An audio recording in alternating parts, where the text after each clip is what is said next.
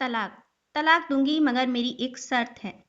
जब मैं रात को घर पहुंचा तो मेरी पत्नी ने खाना लगाया। मैंने उसका हाथ अपने हाथों में लिया और कहा, मुझे तुमसे कुछ जरूरी बात करना है। वो शांत बैठकर खाना खा रही थी। उसकी आंखों में कुछ दर्द सा साफ नजर आ रहा था। अचानक मुझे नहीं पता कैसे कहूँ, मगर मुझे उसे बताना ही था। मैंने बड़ी शांति से कहा, मुझे तलाक चाहिए। लगा जैसे उससे मेरे शब्दों से कुछ फर्क नहीं पड़ा, बल्कि उसने मुझसे पूछा, क्यों तलाक चाहिए। मैंने उसके सवाल को अनसुना किया तो उसे गुस्सा आ गया। उसने चम्मच उठाकर फेंक दिया और जोर से चिल्लाई, तुम इंसान नहीं हो। उस रात हमने एक दूसरे से बात नहीं की। वो रो रही थी। मुझे पता था कि वो जानना चाहती थी कि आखिर ऐसा क्या हुआ जो हमारा रिश्ता टूटने की कगार पर आ गया। पर मेरे लिए उसके सवालों का जवाब दे पाना नामुमकिन था। मैं अब किसी और से, प्रिया नाम था उसका, प्यार करने लगा हूँ। अब मुझे उससे प्यार नहीं रहा।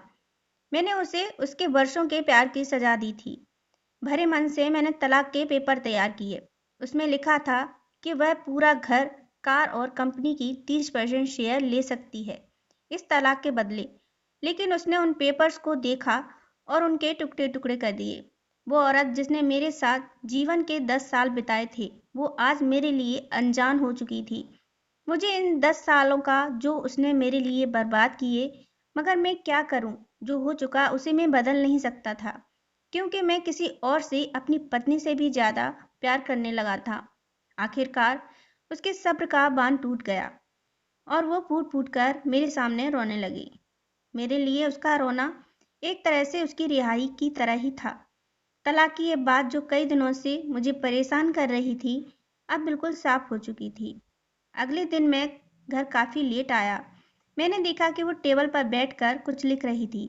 मैंने शाम का खाना नहीं खाया था, लेकिन फिर भी मैं सीधे ऊपर जाकर अपने कमरे में सो गया, क्योंकि पूरा दिन प्रिया के साथ रहने और कई जगह घूमने के बाद थक गया था। वो शायद रात को उसी टेबल पर लिखते लिखते सो गई थी। सुबह उसने तलाक की शर्तें बताईं। वो मुझसे कुछ भी लेना नहीं चाहती थी। उसे सिर्फ तलाक से पहले 1 महीने का समय चाहिए था।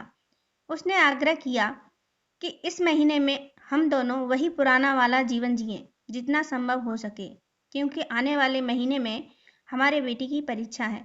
वह नहीं चाहती थी हमारे टूटे रिश्ते का प्रभाव उसकी पढ़ाई पर पड़े। मुझे भी यह ठीक लगा, मगर वो कुछ और भी चाहती थी। जैसे शादी के दिन मैं उसे उठाकर अपने शयन कक्ष तक ले गया था, उसी तरह हर रोज 1 महीने तक मैं उसे शयन कक्ष से उठाकर मुख्य द्वार तक ले जाऊं। मुझे लगा यह पागलपन है, मगर इन आखिरी दिनों को थोड़ा अच्छा बनाने के लिए मैंने उसकी यह शर्त स्वीकार कर ली। मैंने प्रिया को अपनी पत्नी की सभी शर्तें बताईं। वो हंसने लगी। उसे लगा मेरी पत्नी कितने भी तरीके अपना ले, तलाक तो तय है। मेरी पत्नी और मैं किसी से भी इस दौरान नहीं मिले थे, लेकिन उस दिन जब मैं उसे पहली बार उठाया, गेट तक ले गया, तो हम दोनों काफी अजीब महसूस कर रहे थे। पीछे से हमारा बेटा भी खिलखिलाकर खुश हो रहा था। अगले दिन यह काम थोड़ा सामान्य और आसान हो गया। वह मेरे सीने से लगी थी और मैं उसकी खुशबू महसूस कर रहा था। ऐसा लगा जैसे कई दिनों बाद मुझे यह खुशबू मिल रही है, या फिर कई दिनों से मैंने उसके होने का महसूस नहीं किया था। पहले जितनी उसमें वो कसाव नहीं था, और चेहरे पर कुछ हल्की झुर्रियां नजर आ रही थीं और बाल भी काफी सफेद होने लगे थे। ये वही औरत थी जिसने अपने जीवन के 10 साल मुझे समर्पित किए थे। चौथे दिन जब मैंने उसे उठाया तो वो पुराना रोमांस लौटने लगी थी। 5वें और 8वें दिन वो पुराना प्यार फिर जागने लगा। मैंने प्रिया को इस बारे में कुछ भी नहीं बताया था। अब उसे उठाना और आसान हो गया था। शायद हर रोज यह सब करने का मैं आदी हो गया था। एक दिन वह अपनी पसंद की साड़ी निकाल रही थी, लेकिन कुछ खास नहीं ढूंढ पाई। उसने सांस भरते हुए कहा कि उसके सारे कपड़े बड़े पड़ने लगे हैं। तब मुझे पता चला कि वह काफी दुबली हो गई है और इसलिए मैं उसे आसानी से उठा पा रहा था। मेरे दिल को एक झटका सा लगा। उसने अपने दिल में काफी सारा दर्द छुपा रखा था। पता नहीं कैसे मैं आगे बढ़ा और उसके सिर को छूकर देखा। अचानक हमारा बेटा आया और बोला कि पापा, ये तो मम्मा को उठाकर बाहर ले जाने का समय हो गया है। उसके लिए अपने पापा द्वारा मम्मा को इस तरह उठाकर ले जाते हुए देखना जीवन का अभिन्न हिस्सा बन गया था। मेरी बीवी ने हमारे बच्चे को बुलाया और जोर से उसे गले लगा लिया। मैंने अपना चेहरा दूसरी तरफ कर लिया। मुझे लगा कि मैं अपना निर्णय न बदल लूं। मैंने अपनी पत्नी को रोज की तरह उठाया और बेडरूम से सिटिंग रूम लेते हुए हॉल तक लाया। उसने प्यार से अपने दोनों हाथ मेरी गर्दन के आसपास रख दिए। मैंने उसे जोर से पकड़ रखा था, बिल्कुल हमारे सुहागरात की तरह, मगर उसका इतना कम वजन मुझे परेशान कर रहा था। महीने के आखिरी दिन जब मैंने उसे उठाया तो मेरे लिए एक कदम भी चल पाना मुश्किल हो रहा था। हमारा बेटा स्कूल जा चुका था। मैं अपनी कार में ऑफिस गया और कार से कूदकर बाहर आ गया, बिना कार को लॉक किए। मुझे डर था कि अब एक पल की भी देरी कहीं मेरा इरादा ना बदल दे।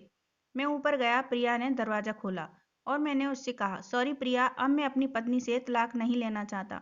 उसने मुझे देखा और मेरे सिर पर हाथ फेर कर कहा, तुम्हें बुखार तो नहीं है? मैंने उसका हाथ हटाया और कहा, सॉरी प्रिया, अब मुझे अपनी पत्नी से तलाक नहीं चाहिए। हमारी शादीशुदा जिंदगी शायद हम दोनों के ध्यान न देने की वजह से बोरिंग हो गई थी, लेकिन इसका मतलब यह कतई नहीं कि हम एक दूसरे से प्यार नहीं करते। अब मुझे एहसास हुआ है कि जिस दिन मैं उसे शादी करके अपने घर लाया था, उस दिन से जीवन के आखिरी दिन तक मुझे उसका साथ निभाना है। प्रिया के होश उड़ गए। उसने मुझे एक जोरदार चांटा जड़ दिया मेरे मुंह पर। वह रोने लगी और दरवाजा अंदर से बंद कर लिया। मैं सीढ़ियों से नीचे उतरा और आकर अपने कार में बैठ गया। आगे एक फूल वाले की दुकान पर रुका और अपनी प्यारी पत्नी के लिए एक सुंदर सा गुलदस्ता लिया। दुकानदार ने पूछा कि इस पर क्या लिखना है। मैंने मुस्कुराते हुए कहा कि मैं तुम्हें जीवन के आखिरी दिन तक यूं ही उठाता रहूंगा, मेरी अर्धांगिनी। उस शाम जब मैं घर आया, हाथों में गुलदस्ता लिए, मेरे चेहरे पर एक मुस्कान थी। मैं ऊपर अपने कमरे की तरफ भाग कर गया, लेकिन तब तक वह मुझे छोड़कर इस दुनिया से जा चुकी थी, हमेशा के लिए। वो कई महीनों से कैंसर से लड़ रही थी, लेकिन मैं प्रिया के साथ इतना खोया हुआ था कि कभी ध्यान ही नहीं रहा। उसे पता था वह जल्द ही मुझे छोड़कर जाने वाली है, इसलिए वह मुझे और मेरे बेटे के रिश्ते को टूटने से बचाना चाहती थी। मैं नीच उससे तलाक लेना चाहता था, लेकिन फिर भी उसने मेरे बच्चे की नज़रों में एक प्यारा पति और पिता बना दिया था। जीवन की छोटी छोटी बातें रिश्तों में बहुत बड़ा महत्व रखती हैं। बड़ा घर, बड़ी कार, बैंक बैलेंस, ये खुशियों का हिस्सा जरूर बन सकते हैं, मगर अपनों के बिना इनकी कोई कीमत नहीं। अगर यह कहानी पसंद आई